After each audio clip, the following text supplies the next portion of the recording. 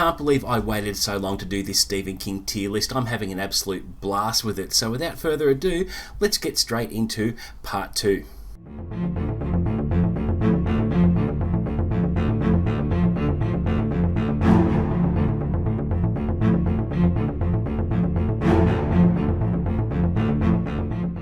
Alright guys, welcome back to part 2. Let's continue right on to the finish line, shall we?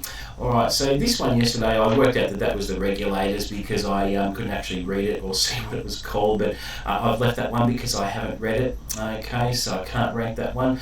But let's move straight on to Bag of Bones, which was an incredible book in my opinion. I remember how spooky the atmosphere was, just how the main character is affected by this haunting out at Sarah Laughs, which is the lake house that he and his wife used to own, and he lost his wife and he has to deal with the grief of that and contend with this restless spirit that haunts the lake cabin.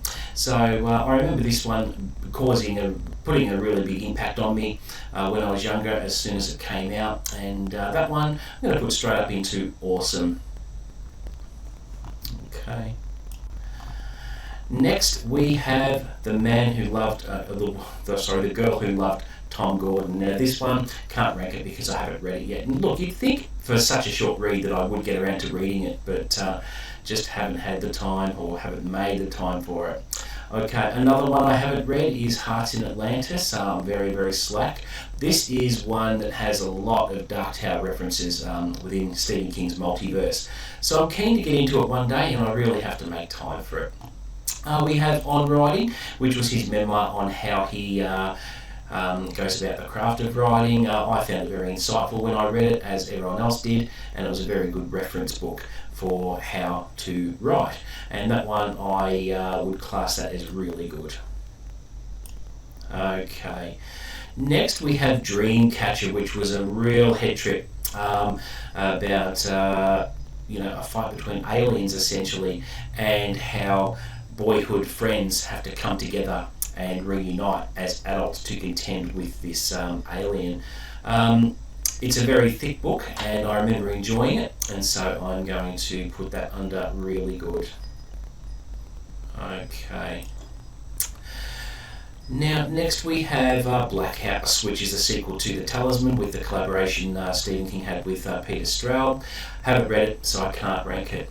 Alright, coming up next is my first dumpster fire from a Buick 8. I am not even going to ramble about this. It's going straight to the dumpster file ranking because I hated it. Hate's a very strong word, but I disliked the book a lot. It was just too weird. I couldn't actually make sense of it. So, that was my first dumpster fire entry. So there you go. Alright, now coming up next is another collection by King called Everything is Eventual. And a couple of really good stories in that one. I remember when it came out, I really, really enjoyed that. And that one I'm going to put into the really good category. Alright. Okay, let's continue with the book 5 of the Dark Tower saga, Wolves of the Colour. This one was okay. It wasn't my favourite of the series, that's for sure. It was a little bit long-winded in my opinion, and a little bit more difficult to read. So with this one, I'm not going to waste any time with this one. I'm going to put that one as average. Okay. Coming up is The Song of Susanna, which is the penultimate book before the final volume, and that one I'm going to put as, I enjoyed that more than the Wolves of the Colour, so I'm going to put that in the really good section. Okay. And coming up next is obviously the final volume of The Dark Tower, which is The Dark Tower, Volume 7. Now, this one, this is a very, very controversial book because the way Stephen King ended the series was very, very, it had fans in uproar. I'm in a minority where I thought, well, look, with a saga like this, how are you actually going to end it? What are you going to do when Roland finally reaches the tower?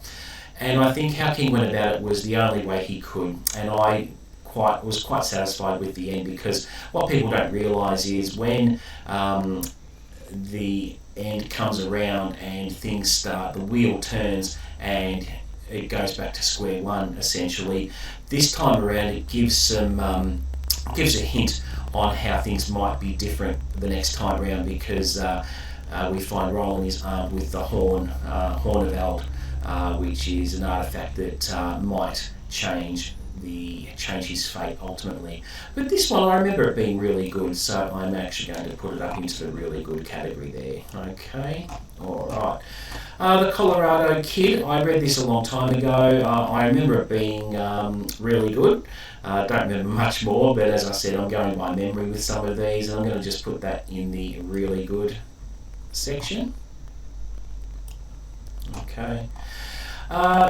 2006, I think Cell came out. It was, a pretty good story in relation to the cell phones going down and what happens once an event like that occurs.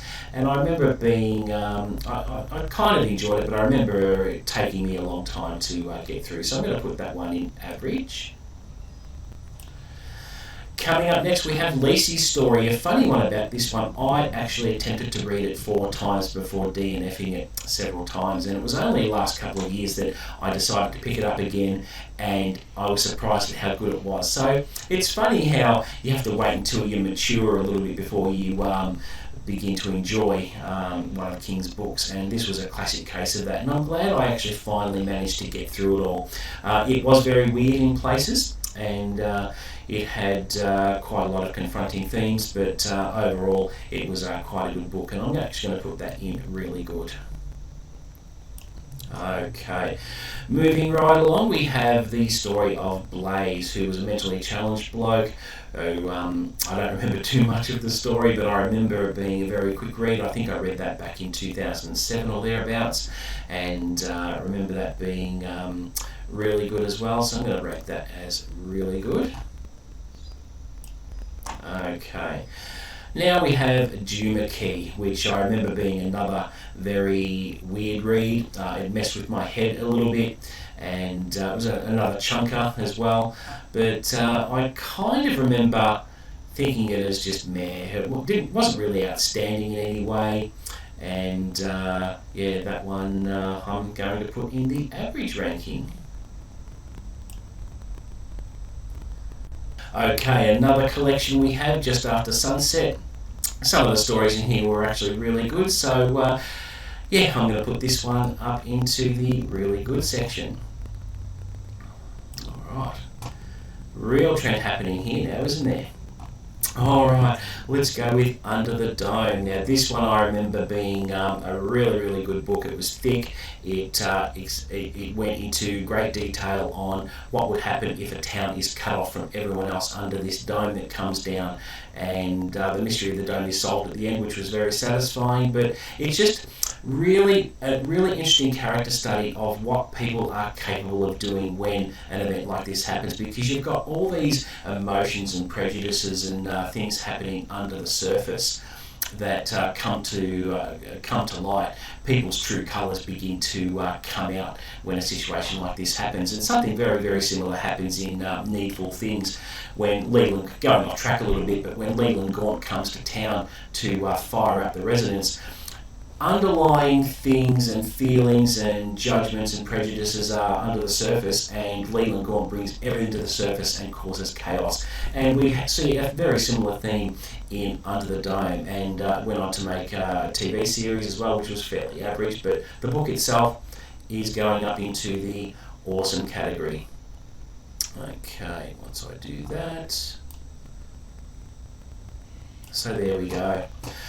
Okay, and Full Dark No Stars. This one was a very good collection from what I remember, and came out in 2011, I think. Don't quote me on that, but I remember it being awesome, and this one is going to definitely go into the awesome category. Next up, we have a brilliant book, 11/22/63. This is a time travel novel about how one man aims to stop the Kennedy assassination, and I remember it being a fantastic book, and you'll see this book on pretty much everybody's top 10 Stephen King books. It always features there within those lists, and quite rightly so, because it's just a fantastic character study. There's a romance story at the heart of it, and there are spoilers here, so don't watch this bit if you haven't read the book yet. But the best thing I liked about the book, and the thing that gave me chills, was given that some of the events take place in 1958. As soon as I read that, I thought 1958 in Derry. What happened in 1958 in Derry? Well, let me think.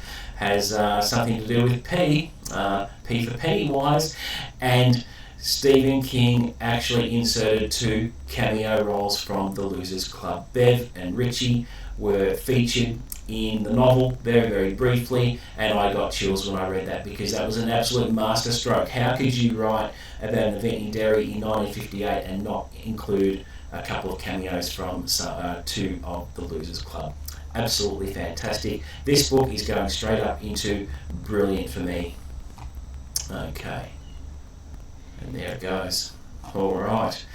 Now, we have The Wind Through the Keyhole, which was the in-between book that got released in about 2012. I think, don't quote me. But haven't read that one, so I can't rank it, unfortunately. But coming up next is Dr. Sleep, the much-anticipated sequel to The Shining. When I first got wind of this coming out, I was really excited, and the funny thing about this was Stephen King was at a book signing, and someone came up to him and they said, so what are you going to ever write a sequel to The Shining? What happened to Danny Torrance? And that got Stephen King thinking, what could have happened to Danny Torrance? He would be a grown-up now, much like his dad's age. What would he be like? And what would have happened to his powers? Would they have grown, or would they have declined? And it was a really good exploration in how Dan Torrance, as you know, as an adult, comes back into the fray and has to come to the rescue of Abra, who is a gifted shiner who is being hunted down by the True Knot, which is a group of vampires that feed on life's essence from children. So it's a really frightening premise and a very good story, and I remember that being just awesome, so that is going up into my awesome category. Okay. Next we have Joyland, which is a very short read and a very punchy read as well. Really enjoyed that one, and without dwelling too much on it, it is going straight up into awesome category. Coming up next, we have Mr. Mercedes, the first book in the Bill Hodges trilogy, which I read back-to-back before reading Holly, because I wanted to get an idea of what Holly's character was like. Obviously, I had read The Outsider and the If It Bleeds short story from the same titled anthology that came out a couple of years back, but this is about Brady Hartsfield as the Mercedes killer, who one day plows into a group of poor people waiting to attend a job fair, and the reverberations and ramifications of that act and how it affects everybody, including Bill Hodges himself, who was a newly retired detective who is contemplating suicide before Brady Hartsfield reaches out to him and taunts him back into the game, which gives him a new sense of purpose, essentially. And over the series, we see how Bill Hodges grows as a character. It's just fantastic. So I'm going to put that straight up into the awesome category. All right. Now, coming up next, we have Revival, which was a really good one. Without dwelling too much on that, I remember it just being awesome, and that one is going straight into the awesome category. All right. Now, we have Finders Keepers, which is the middle volume of the Bill Hodges trilogy, which I loved. It was my favourite of all 3 books, which had a really good group of characters. And it had a young boy who stole essentially a felon's treasure, and how that ex-con who gets out of prison and wants that treasure, how he goes about tracking it down. It was a fantastic read, and that one I enjoyed it more than Mr. Mercedes, so he's going up into the brilliant section. All right. we're not far away from the end. The Bizarro of Bad Dreams, yet another collection from Stephen King, which I really enjoy. With this particular collection, his writing has matured a lot over time. It's not as raw as his earlier stuff. It's a little bit more refined and a little bit more deft. And I remember this being a really good, solid collection. So I'm going to put that straight up into awesome. Okay. And we have the final volume of the Bill Hodges trilogy, End of Watch, which was a bit of a tearjerker towards the end. So it tied everything up really, really neatly. It explored new ways of how Brady Hartsfield could affect things, and I remember that being awesome as well. So I'll put that up into the awesome category. All right. And next we have Sleeping Beauties with Owen King. So he co-wrote this one with his son. It was a chunker. I remember ploughing through it quick enough though, and it had a lot of magic realism in it, and I just remember this one being as really good. So that one's going into the really good section. Okay. Next up we have The Outsider, which was about a doppelganger. And one man is condemned to a crime he didn't commit because of this outsider who took on his form. And this one features Holly and how she helps solve the case. And I remember this one being really good as well. So in it goes. Next up we have Elevation, which was a few years ago. It was a very short book. Didn't really stick in my mind very much. I remember being average, so not quite a dumpster fire, but it was pretty average in my opinion. So there it goes. Coming up next, we have another hard case crime title called Later, and I remember this one having some parallels and Easter eggs relating to it, and I remember it being a really good, strong, solid read, even though it was short, and I read through it in no time. So this one is going into really good. Okay, next up we have Gwendys Button Box, where this one is about Gwendy who finds a magic box with a variety of different colour buttons that perform different things and influence destiny and essentially grants wishes. And I remember this being really quick. It's co-written with Richard Chismer, who I like as a writer. I've read some of his standalone short fiction, and he's just fantastic. This one is going straight up to really good. The second book in the Gwendys trilogy is Gwendy's Magic Feather, which was the sequel, obviously, and without dwelling too much on that one, it is going straight into really good. And then we have Gwendy's Final Task, which I believe came out last year, maybe, don't quote me, but this was the ultimate final volume in the trilogy, and I absolutely loved it. So it was better than the first two, and he's going straight up to awesome. All right. Now, we also have The Institute. Okay, now this is a really good one which involved the exploitation of kids in experimentation, and I really enjoyed that one, so that one is going up into really good. Okay, and next we have Fairy Tale, which was released a couple of years back now, and I remember this one being okay. The first half of the book was brilliant because it really had that slice of life story about one boy's relationship with an old man on the hill, and there's a magic portal to another land, and that's where things get a little bit funny, and just didn't work for me in the end. So that one I'm going to put in the average section. Okay, and finally, the last book is, of course, last year's Holly, which was Holly Gibney's standalone novel where she has to contend against a couple of cannibalistic professors, which was just fantastic. Now, I'm so glad I read the Hodges trilogy before reading Holly, because I wanted to get to know Holly's character thoroughly. Now, I did read If It Bleeds, which is the title story in the collection where she was featured, and basically got a really solid grounding with Bill Hodges, the trilogy there, to really get to know her character, and I appreciated the book a lot more because of that. If I hadn't read the Bill Hodges trilogy back to back before reading Holly, I probably wouldn't have enjoyed it as much as I did. So Holly is going into the awesome section. Okay, and there we go. So there you go, one dumpster fire, which gives real testament to what kind of writer Stephen King is and how much of a fan of his I am. And this was an absolute blast. I had a ball with this, and it really makes you think about where in these categories you think Stephen King's work belongs. So there you go, all done. So there you go, guys, that is it for my Stephen King epic tier list. I'm so glad I did this. I had a blast with it. Thank you very much for watching. I hope you enjoyed it, and please let me know in the comments below what you thought and how your own picks compare to mine. I would love to hear from you, but I'm so glad I did this. It was a long time coming, and yeah. Thank you very much. Please don't forget to like and subscribe, and I'll promise to deliver all the best content I can. Coming up on the channel in my weekly update this week, I've got a couple of announcements of some new segment type of things I'm going to be doing, so it's all exciting, so tune in then. But until the next video, guys, happy reading.